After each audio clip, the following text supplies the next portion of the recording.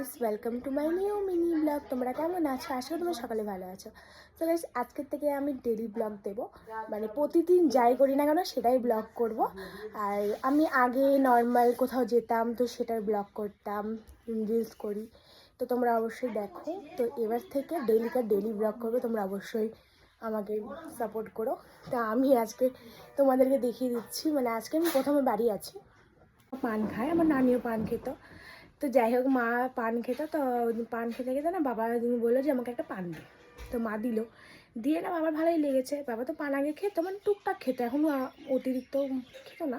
তো খাওয়ার পর না তো হলো, খাওয়া দিল। তারপর বাবা বললো কি আরেকটা দে, মাও দিল, বলে কি তুই অতিরিক্ত পান খায়, মানে ওদের মধ্যে চরম ঝগড়া হয় পান নিয়ে। আর এখন মানে আমি তো জানতাম না, আমি এখন সকালে দেখলাম যে দুজনের পানের বাটা আলাদা করে দিয়েছে। চল তোমাদেরকে দেখিয়ে দিই যে মানে আমি তো ভাবা খুবই মুশকিল যে এটা কোনোদিনও হতে পারে। যাই হোক, তো দেখিয়ে দিচ্ছি তোমাদেরকে।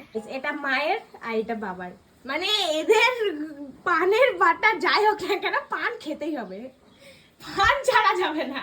এটা পানের বাটা নিয়ে চরম গন্ডগোল হওয়ার পর থেকে দুজনে পানের বাটা আলাদা করে নিয়েছে। তো এই দেখো মা এখানে রান্না করছে। বলো, কিছু বলতে চাও তুমি? পানের বাটা নিয়ে ঝগড়া করে দুজনে পানের বাটা আলাদা করে দিচ্ছে। আমি পান কিনি, খাই না, আর বলি আনতে আনেও না। এইগুলো মানে এরকম কারো বাড়িতে হয় জানি না, আজকে প্রথম দেখলাম। তো আজকে যদি না দেখাবে পরে, তাই আনবে আর খাবে।